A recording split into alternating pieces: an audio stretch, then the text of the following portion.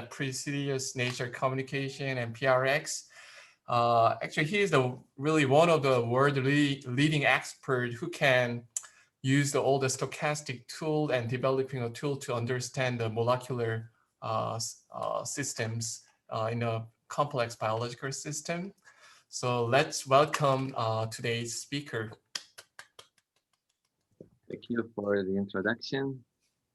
And, I'm very happy to be here to be giving this talk. You can see my screen, okay? Yes. Okay, so I'm going to be talking about a recent paper that we published in Nature Communications, very recent, actually just 2 weeks ago, I think. And it is on non-Markov models of gene expression and how we can simplify them using artificial neural networks. Oops. Okay. Sorry. So I'm going to tell you the whole story up front in one page. So in case you cannot follow at some point, you already know roughly what I'm going to be talking about. So the story is as follows. So first, I'm going to talk a little bit about Markovian models of gene expression. And these models, they are very widespread. They are easy to solve. That's why they are widespread. But I'm going to make an argument that although they are very often used, they have some unrealistic features. Okay, so this might come as a shock to some people who use them on a routine basis. But yeah. And then the next part will be to actually talk about a new kind of model. These are non-Markov models of gene expression. They are definitely more realistic, right? That is, they are closer to the biology. But as I will show you, the major problem is that they are not easy to solve, right? And the main reason is the fact that they are non-Markov. Can you see my cursor when I move it, actually? Yes, we can hear it. Right.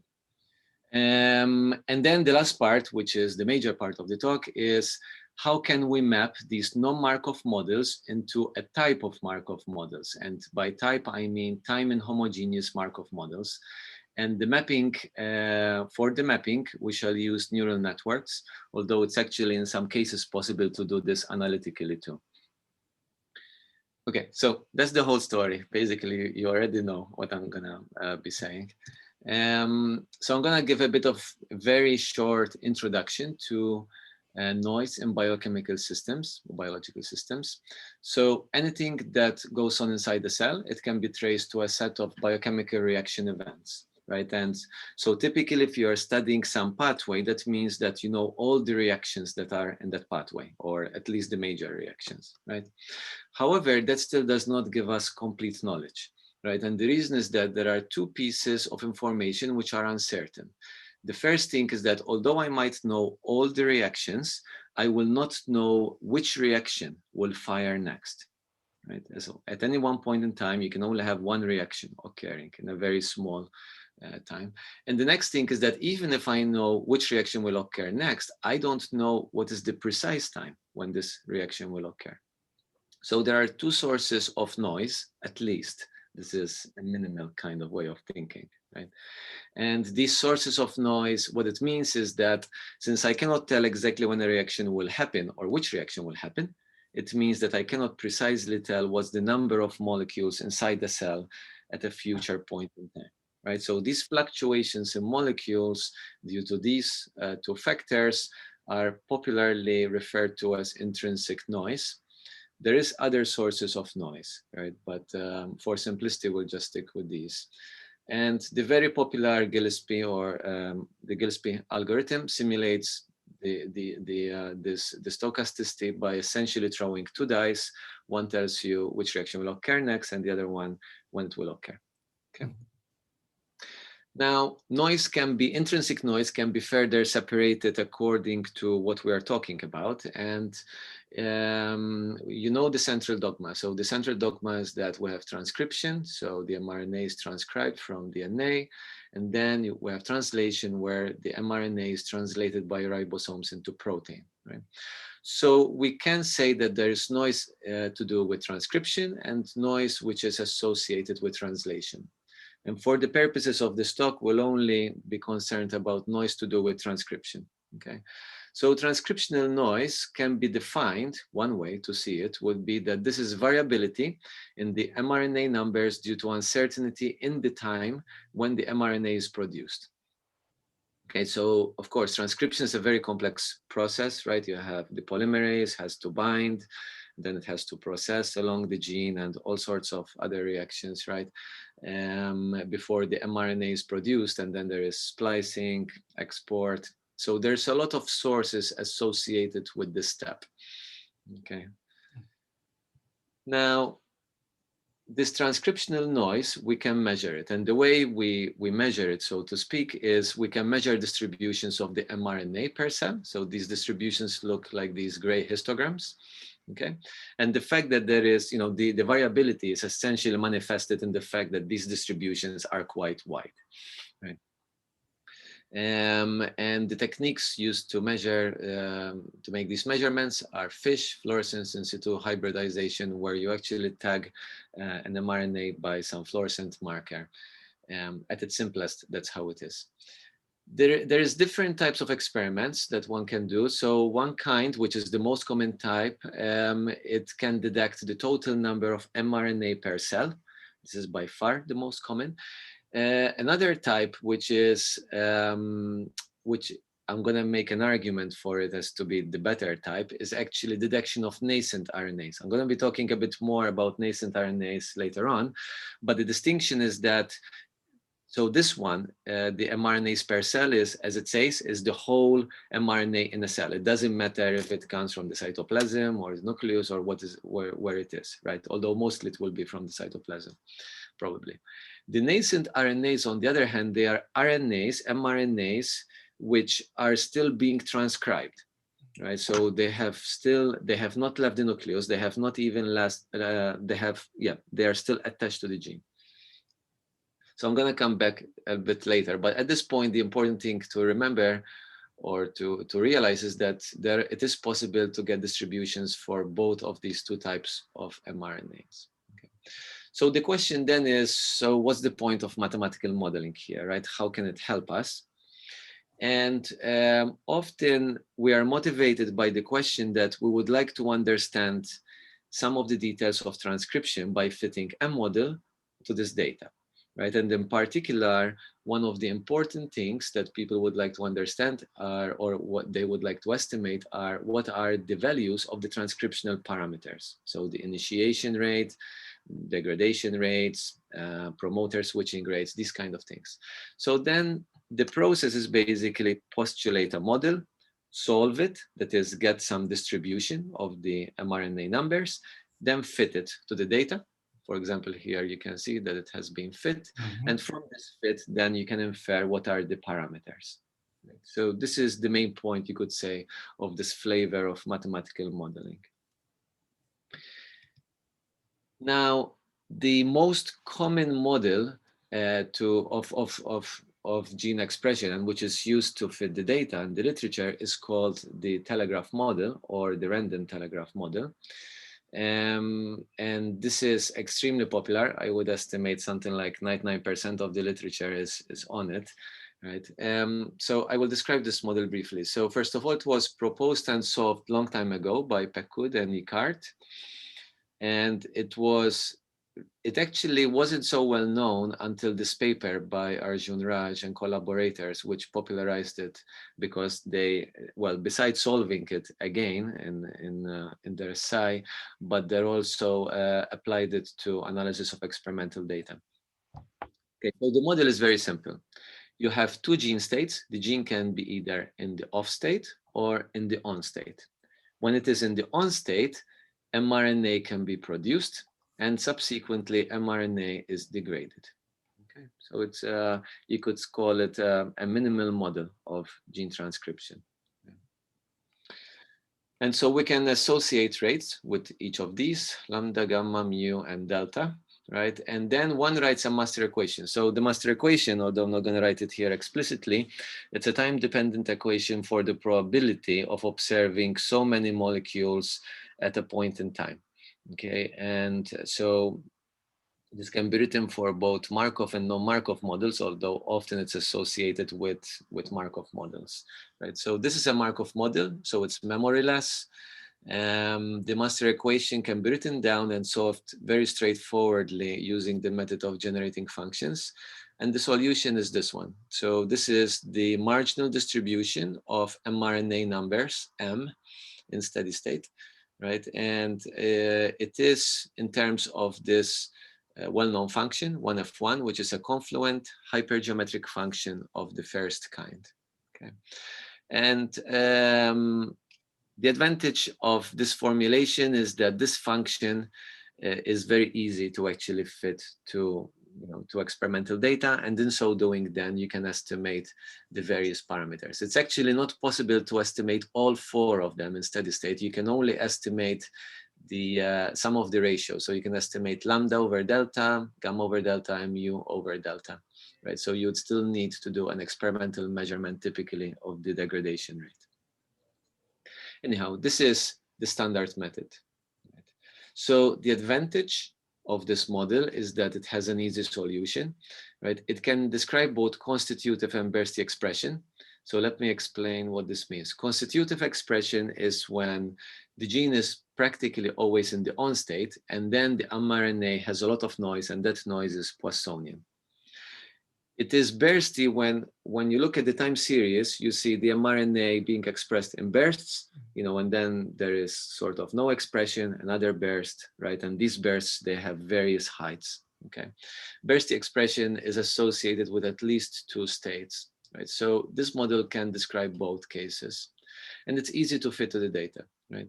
The disadvantage, and this is what I would like to highlight, is the fact that this describes cellular RNA, mRNA, but it is not a direct readout of transcription. And the reason is that because there are many processing steps between transcription and the appearance of mRNA in the cytoplasm, right? So the moment mRNA is produced in the cytoplasm, that is, transcription is terminated.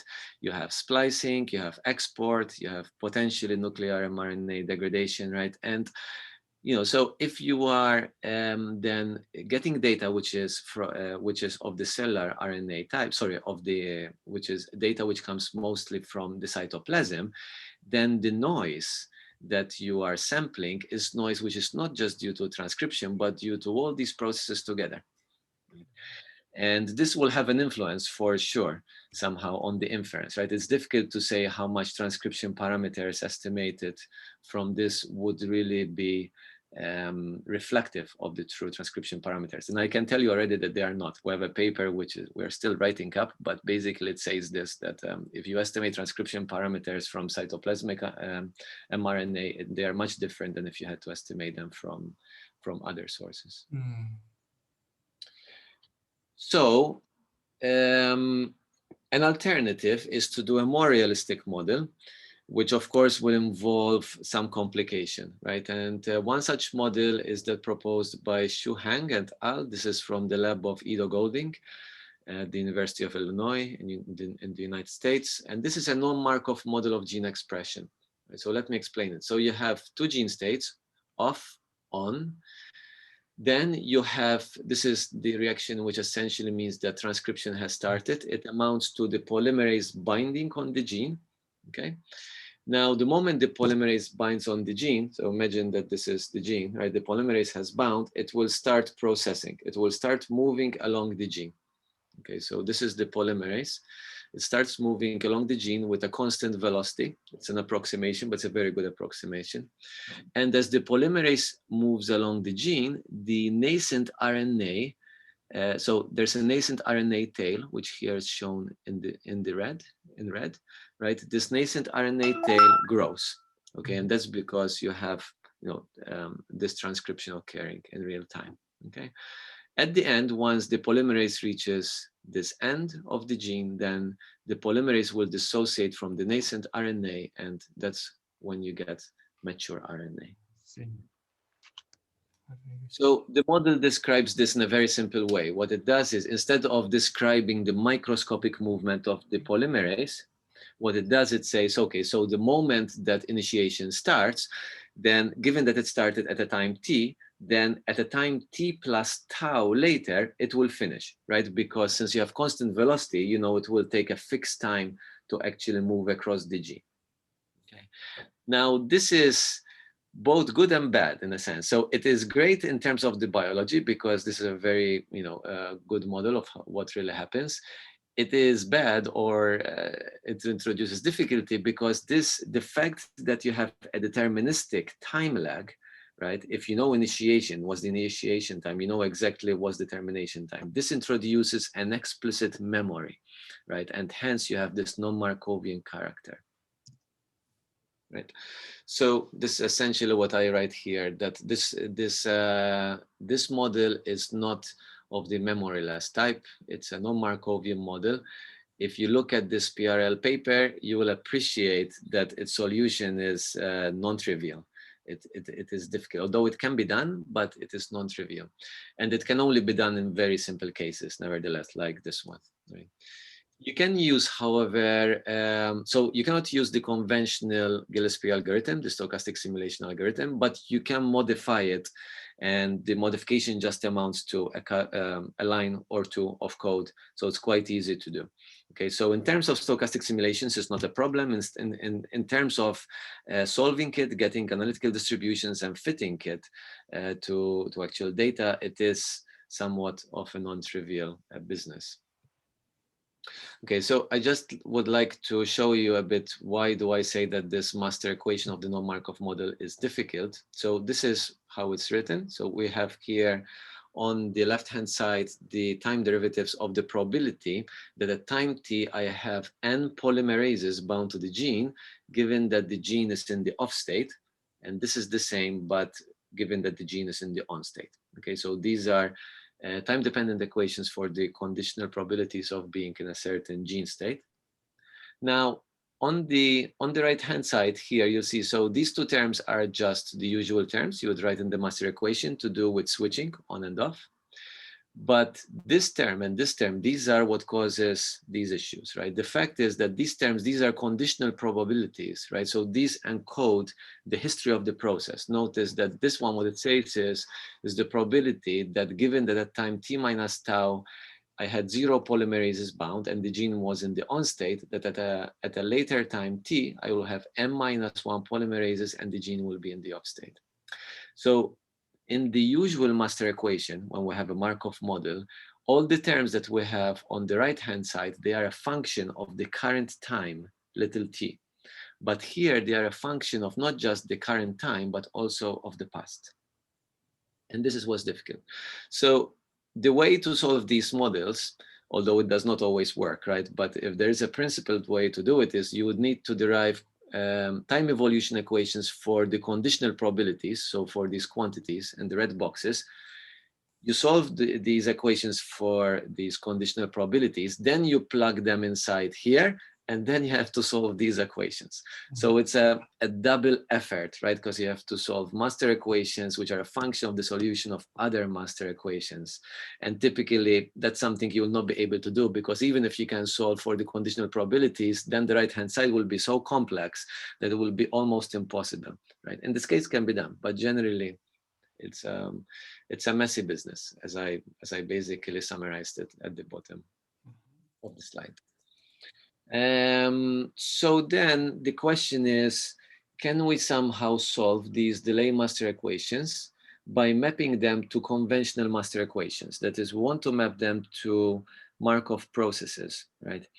Now, clearly, they cannot be, they cannot be a Markov process similar to that of the telegraph model. So for the telegraph model, there you have a model where the propensities, they are not a function of time, right? They are just a function of the number. Actually, they are just constants in that case. So the Markov model that we're going to have to project to is going to be a bit more complex. And as I will show you, this Markov model will be of the time and homogeneous type. That is, the propensities of this mapped model, they will have to be functions of time and also of the molecule numbers. So this is a complex thing. As we show in the paper, you can sometimes do this analytically, but more often than not, you cannot. And so one way to do it, which was interesting for us, was can we use an artificial neural network to actually do this mapping? So this is just to highlight that this has been recently published. It's in Nature Communications. Yeah. So let me illustrate the basic idea with a simpler model.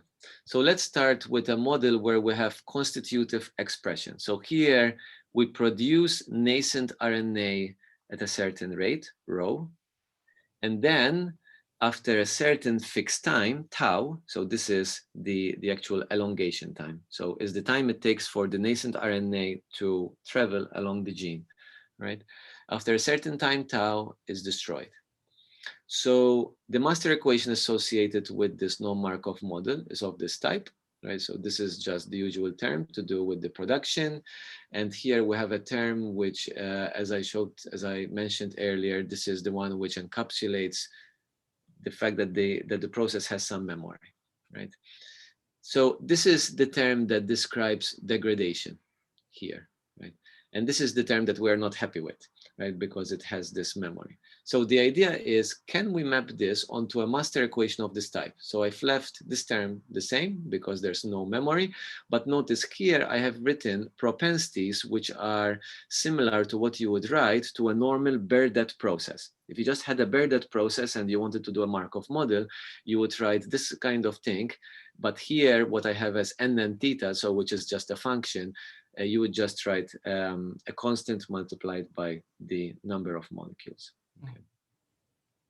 So we want to learn, however, these propensities. We do not know a priori what they are, right? So we want to find a mapping to go from here to here, and n of theta is the propensity, the effective propensity of degradation in the new Markov model that is unknown and that's to be found.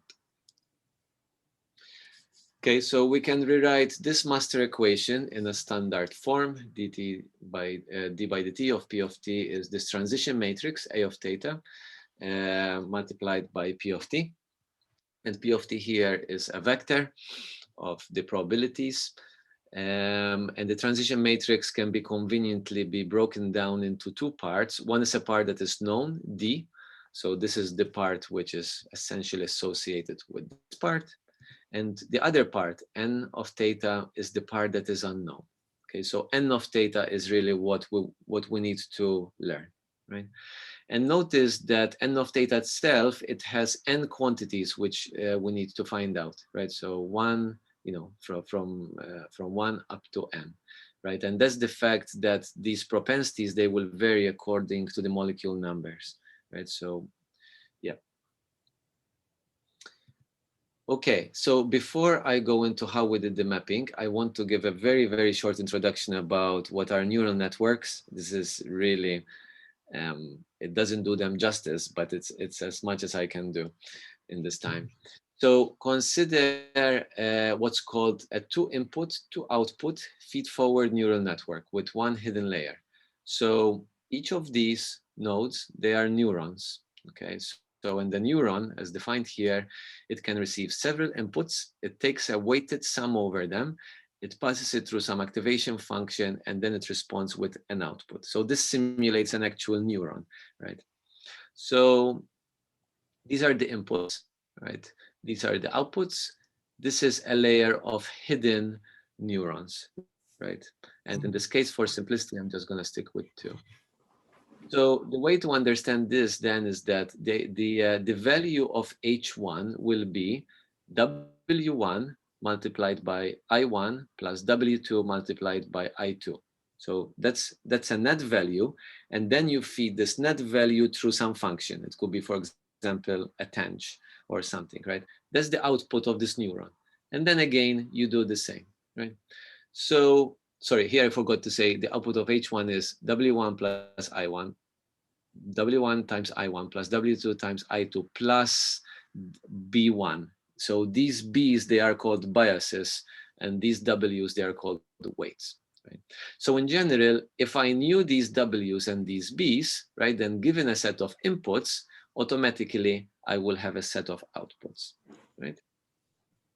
But typically what we want to do is the opposite, right? So what we want to do is we feed it some input, we feed it some corresponding output, and we want then to devise some algorithm which learns what are these weights and these biases such that this input gives a certain output that we want, right? So this is the whole process of learning, right? How do you determine these parameters, these W's and these B's, and also actually this the number of these nodes in the hidden layer is also is a hyperparameter, is something that also can be learned, right?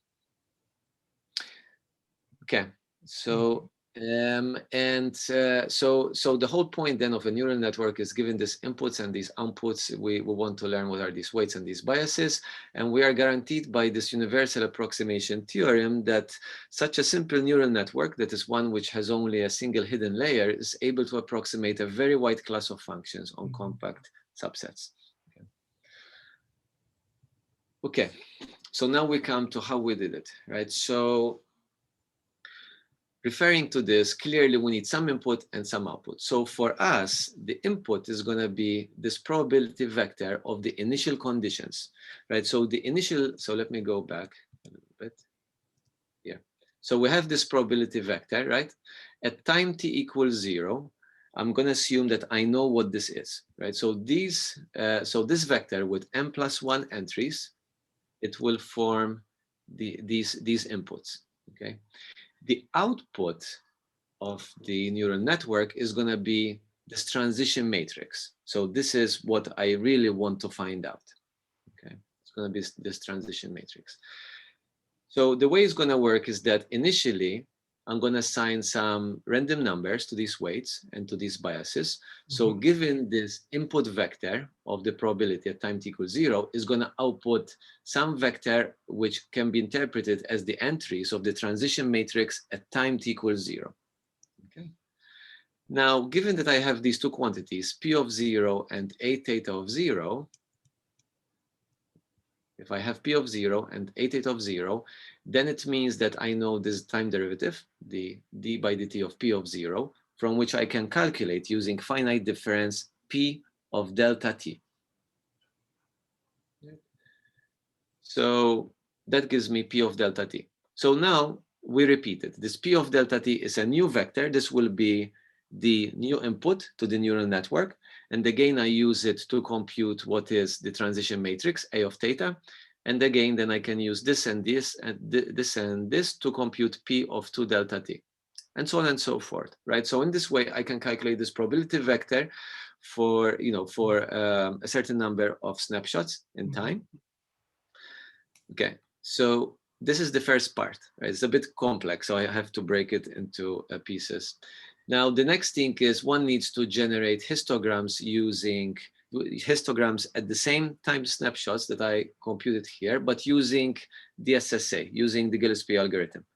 Then I compute some objective function that is some distance, which measures the how different are these probability distributions, which have been predicted by the neural network, compared to the distributions which have been estimated by the SSA, right?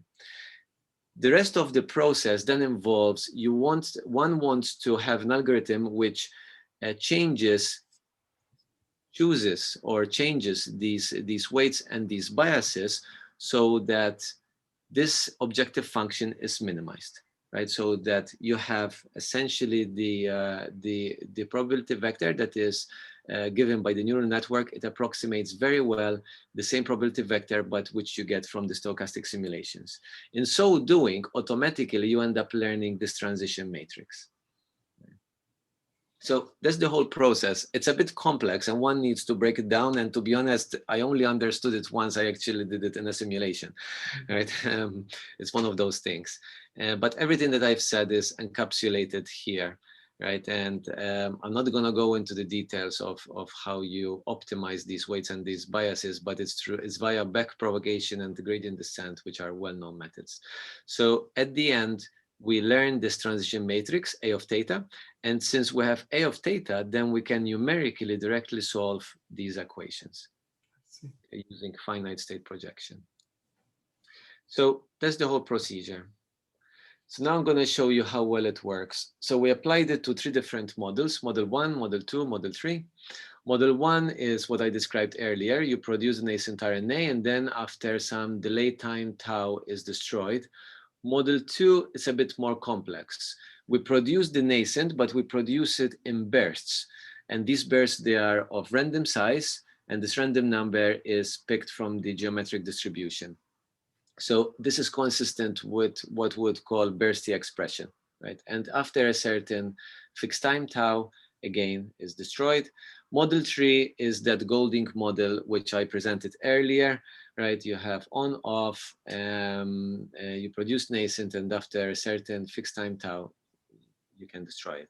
Right. So what we did here was we used the stochastic simulations to actually train this neural network, and then it figures out what's the transition matrix for each one of them, and then we solve this equation, right, numerically to get the distributions, right? So the distributions from the neural network, they are shown as solid lines, and the solid shaded regions are using the SSA, right? And as you can see, for all three models, it does amazingly well, really, as a function of time. And also it's able to capture both Gaussian and things which are looking very non-Gaussian, even when you have these really strange things with flat plateaus and like this. Right? So the method works very well. So this slide is about computational efficiency and accuracy. Right, so this is, again, here we focus only on model 1, also because this is convenient since we know exactly its analytical solution.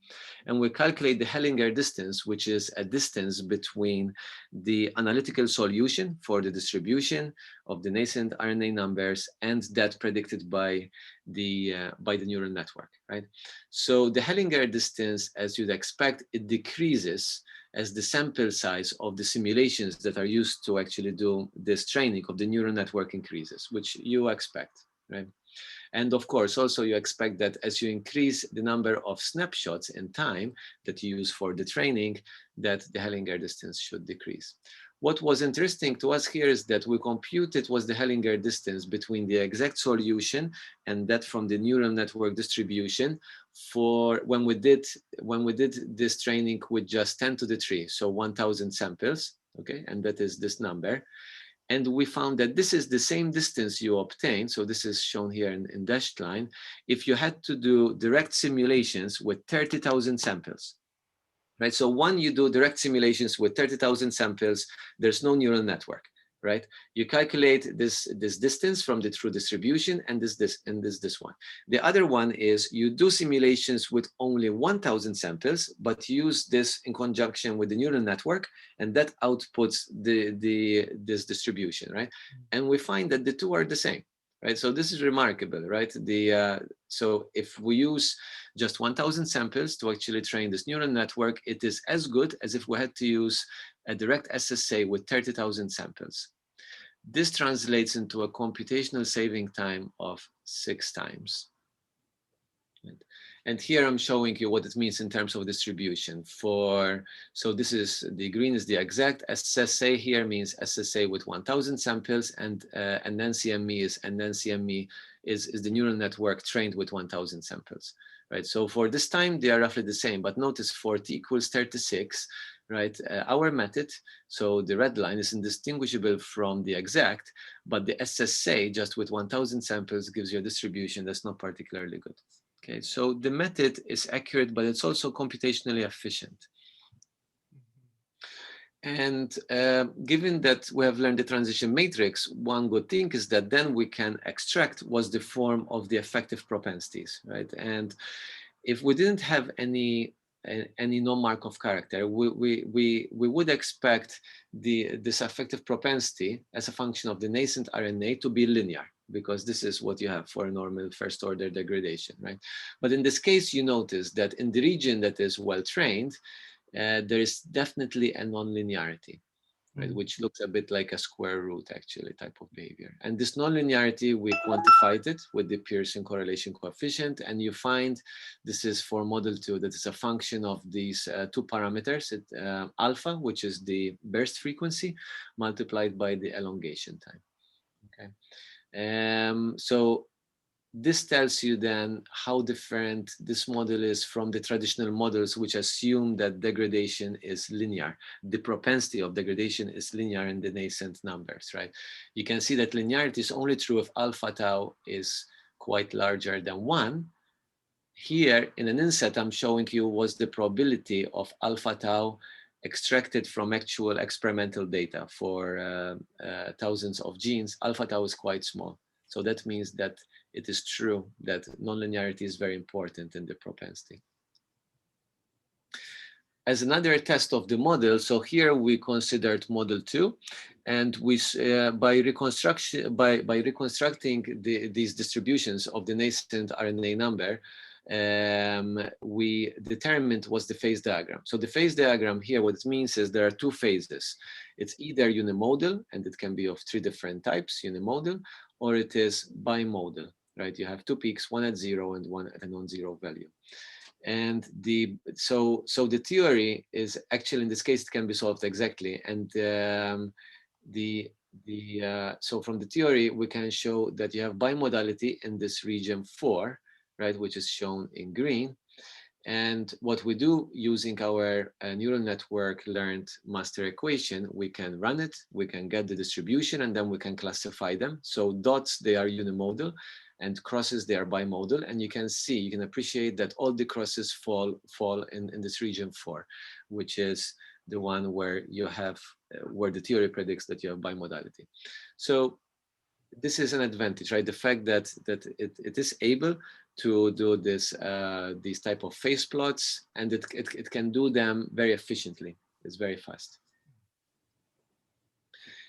Finally, we considered a model which is definitely, well, we think that it cannot be solved analytically. It's quite complex, and at least as far as analytical solutions go. So here, this is a feedback loop. You have the production of a protein, X then matures. There's a delayed maturation given by a time tau. And then this one, it can bind back to the protein. So proteins of this type, they are very common for circadian clocks. You'll find them like for Drosophila or things like that, at least simplified models, right? Where you have an explicit time delay, because then if you have a time delay, you can actually get oscillations, right? And indeed, if you look at time traces of this model, we're showing you some here. Some are periodic. You can see that there's something. If you do the power spectrum, there's definitely a peak in all of these. So what we did here was we ran simulations, right? And then we use this to actually train the neural network. But importantly, we only use data from Y. We did not tell it any data about X. Okay, so the intermediate, we assume that it is unknown or unobservable, right? And we only trained it with data from Y. Remarkably, we found that the NNCME, so the master equation that is learned by the neural network, it actually learned X automatically, right? Which is really curious, right? So this is the mean protein number versus time, right? And so the dots are the SSA, and the solid lines are what is predicted by our neural network CME. And you can see that although we trained it only on data for Y, it can predict X very beautifully too. And the same for distributions. We get all the distributions, right? So this is, yeah. As I said here, we have that the system can actually, the method can automatically learn these hidden distributions. Now, thus far, we have used it in a particular mode. That is, we have told it what are the actual parameters in the non-Markov model, right? But one way one could think of a different situation. Say that what I have is not stochastic simulations, but I have data which is generated experimentally, right? So in that case, I know my model because that's something that I've selected, right? But I don't know what are my parameters, right? So then in this case, what I want to do is I want to be able to do this mapping from my non-Markov model to the Markov model, but simultaneously, at the same time, I want to actually be able to infer the parameters of this model, right? And this is what we do here. So the parameters that we are going to learn are two. So this is model 2, where we have burst expression, has two parameters: alpha, the burst frequency, so how often these bursts are produced, and the burst size b. Okay, and this is for, so what we did was we generated synthetic data, time series data for these genes, right, according to what is known, to the parameters that are known for them. And we generated this data in two different ways. So one was 100 snapshots and 10K cells. The other one was 50 snapshots and 1,000 cells, right? And then the neural network estimated, well, it did the projection to the Markov model, but also estimated the parameters at the same time, okay? So these are compared with the true parameters, which are shown here in green, right? And you can see that in all cases, these dots, which are the inferred parameters from the NNCME, they are very close to those which are known, right? So the inference is very good, and the amount of data was not huge, right? It was 1,000 cells with 50 snapshots. It's true that in practice, you could get less data than this experimental, right? So this is something which we're still working on, to be able to do efficient inference from less number of snapshots. Right. The number of cells is doable experimentally, but the number of snapshots in some cases can be as small as like 10 or so, right? Which will be difficult for most methods, mind you, but it's, yeah. Okay, I think I will finish here. So in summary, we have devised a method which allows one to do this projection from some non-Markov CME to a Markov CME. The projected process is a time inhomogeneous Markov process. That means that the propensities will generally be a function of both molecule numbers, but also a function of time, right? So it's more complex than a normal master equation. And we showed also that you can use it in two different modes. If you just want it as a way to quickly simulate, and to extract smooth distributions from a non-Markov model, then you can use it in that way. So in this case, you will know what are the actual parameters, right? In the other mode, you actually feed it some experimental data, and then it will automatically learn the, it will learn both the model, so the Markov model, the simplest model, and at the same time, it will infer the parameters. Right? So I wish to thank here my collaborators, Edward Chow, who was at the time a postdoc in my group, and now he's a professor in Shanghai, and Xiaoming Fu, who is my current postdoc, and the Leverhulme Trust for funding this work. Thank you for your attention. Okay. Thank you, Ramon. Okay. So let's have a Q&A session. So anyone who wants to ask a question, you can just raise your hand and I will unmute you, or you can unmute yourself. Yeah. Professor Kim? Yeah. Well, thank you very much for a nice talk. It's very insightful. Quite often, many biological systems, if you have a time delay, they usually have this sort of like limits on the magnitude of the delay. How far can you go with the time delays that you have in the research? What do you mean, some limits on the time? Like a tau, like maybe 10 minutes or 20 minutes. That's what you mean, Professor Kim? Yeah. So, for instance, let's say if you have a delay differential equations with the auditory differential equations, quite often when you have the time delays that appears in some terms in the DDEs, the amount of the magnitude of the delay itself can be a source of sudden difficulty in the analysis. Yes, okay, I see what you mean. Well, that's an issue, yeah, when you are doing discretization, I guess, really, right? Like some finite scheme, to actually solve differential equations with time delay. So it's a numerical issue, you mean? I guess, right? Yeah, both numerically and analytically. but analytically you can always obtain it, no? Yeah, but mostly because they usually have some difficulties. Yeah. In this case, we don't have this problem, and that's because we are not solving this. We don't have a similar discretization problem. We are not solving any ODE directly. So the delay is in this stochastic simulation algorithm that we use to actually do this training, right? And in the stochastic simulation algorithm, it doesn't matter what delay do you put. It can be anything. Yeah, because it's a Monte Carlo type of algorithm, so it's not sensitive to what's the magnitude of the delay.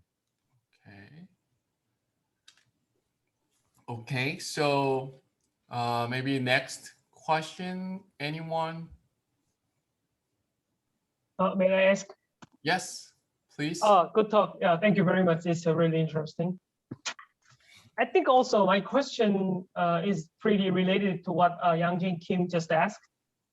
So in some sense, the non-Markovian model is not really non-Markovian, because the degradation time is just exponential distribution plus a constant, right? No. The degradation time is fixed. Yeah, so what I meant is the usual Markov chain has exponential distribution time of the degradation time. Yes. But in the telescope model, it is exponential distribution plus a constant tau, right? No, it is just tau. It's just a constant tau. Yeah, it's a constant tau, yeah. Okay, so I see. So my question is, if we put this tau as a random variable, another distribution, whether your algorithm can still handle this issue. Yeah. I forgot to go through it, but I did have a graph. So here, we also used it to learn from a distribution of tau. So if we have tau to be a log normal distribution, for example, and again, you find that it's no problem. So the procedure. Right. I see. Good. I have another question. So I think you use the SSA as you need some ground truth to compare your output of your machine learning algorithm, right? Yes. But usually sampling a lot of trajectories by using SSA also has a high computational time. So my question is, yes, that is true, but this is why we show here that you actually need a very small sample. So that's the point, really, right? The fact that you can reduce the sample size considerably, and ideally, as you say, you don't want to do, SSA with 30,000 samples, because it's going to take a long time. But at least once you need such lots of trajectories from SSA to learn your machine learning algorithm. Is it true?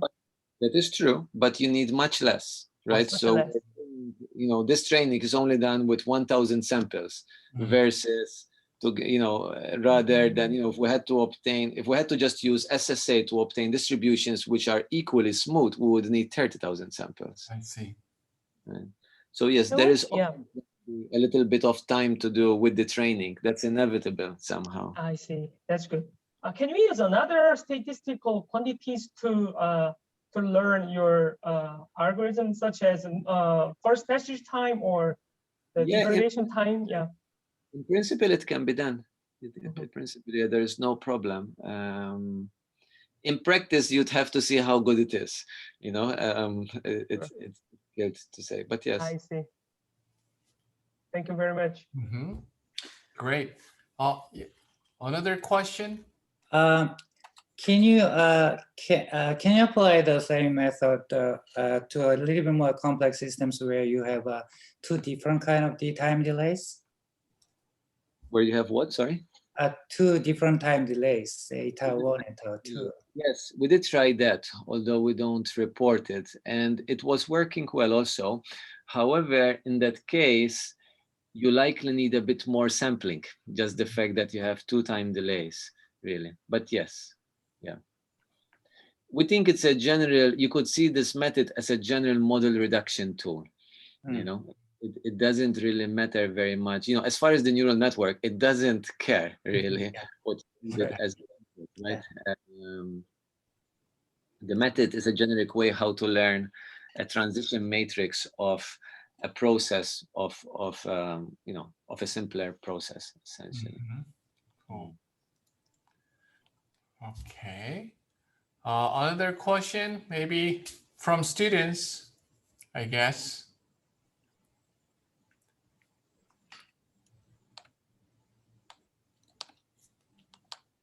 Come on, please. Don't be shy. Yeah, don't be shy. You can ask whatever you want, indeed. Yeah. I have a question. Okay. Yeah. You go ahead. Yeah. Okay. So thank you for a great talk. So it was very wonderful idea. So using the neural net to solve the CME. So by the way, so I think the key idea of your method is to use the replace the term describing the non-Markovianity to some NN theta term, like using the machine learning method, you infer the NN theta term, and you show that the neural net CME can capture the solution of the delayed solution of the non-Markovian system, right? So I wonder that we can always capture the solution of the non-Markovian system using the Markovian system, including the like NN theta term in. Yeah. So like, yeah. So because as you said, the non-Markovian system include a conditional probability term in the CME. So yeah, so I think to me it was very shocked that we can replace the conditional like memory term using the NN theta. So yeah, there's a profound kind of statement there somehow, right? That there's always a Markov process, which is a good approximation to the non-Markov one, even with using the dimensionality. You know, so what's known is that if you have a non-Markov model, you could always create a Markov model, but then you'd have to increase the number of dimensions, so the number of variables, right? But where that's not needed. You can keep the same number of variables, but you only then need to change the propensities. I see. I mean, I'm not sure. Of course, one could ask, is this generally true, right? And it will be a very difficult question to actually. But for all the systems we have tried many more systems than what we're showing here. This seems to be the case. How one would prove it is somewhat beyond me at this point. I see. Cool. So I also wonder that you focused on in this talk, you focused on the capturing the solution of the CME. So I think it is possible to use your methods to infer the kinetic parameters, right? So, yeah, we showed there that we the kinetic, the last slide. Okay. Yeah. Cool. And maybe Seokju? Yeah. I'm presumably, I think, to calculate the probability vector. So maybe you just used a matrix A theta, right? Which is the sum of D and N theta, right? Yes. So this one. Yeah, maybe you should first define the size of the matrix. And how did you like assume, yeah, we're maybe that is a kind of finite state projection. So how did you get the value of the large N? I see. That's a very good question. Yeah, indeed, this finite state projection already. So I have truncated my space. So you know, at N, right? At capital N. Yeah. So that's a choice, and I could, you know, N can be made as large as one wants to, and of course there's some small error associated with that. Right? But, yeah. Well. I see. So basically, you have to tune you should tune the N, large N value. Yes. So you need n large enough, but that can always be chosen very simply. You know, like for example, you will know, from one trajectory, you will know roughly how large, you need to do this. I mean, from one SSA trajectory, Okay, makes sense. So, any other question? It's just a quick question, Ramon. So you put a tau for the typically that degradation term. What if you really add a tau for the synthesis? Can you? We have yeah.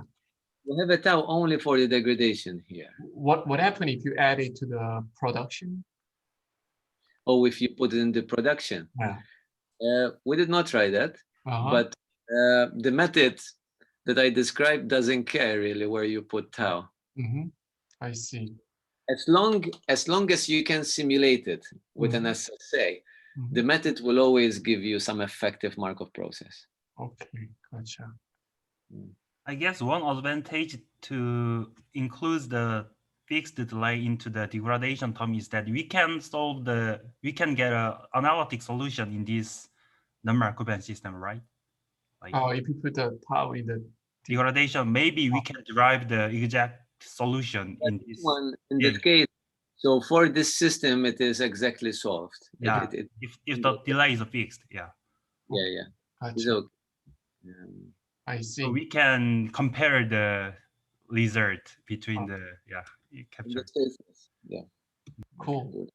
Okay. And another question. So yeah, anyone in this room can ask a question. Don't be shy, really. Yeah, you can. Yeah, you don't need to turn on your video, but if you have a question, you can just unmute yourself and ask a question. Okay. So, okay.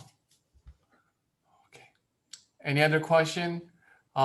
If you while waiting the question, let me advertise the next our public colloquium talk. So yeah, this was today. Done. Can you see the screen? Yeah.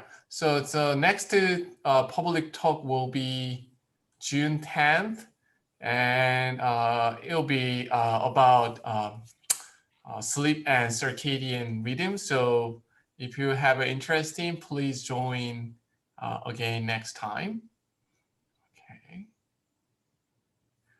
Okay, good.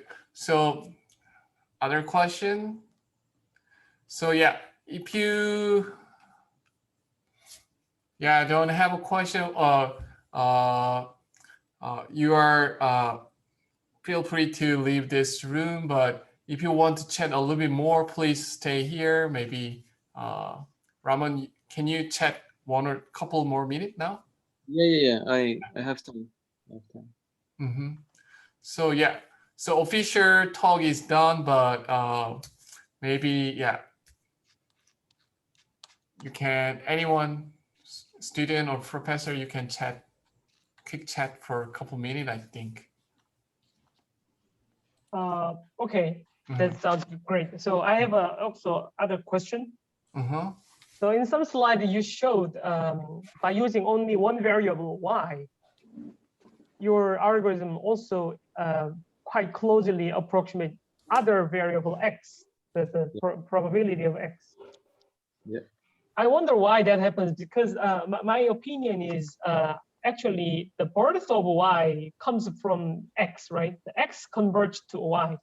Is there a reason why the inference of the y variable x can be done by y? Yeah, so that's a good question. I think, as you mentioned, probably the reason that we don't need x is that every production of an x, every destruction of an x means a production of a y. So the two are tied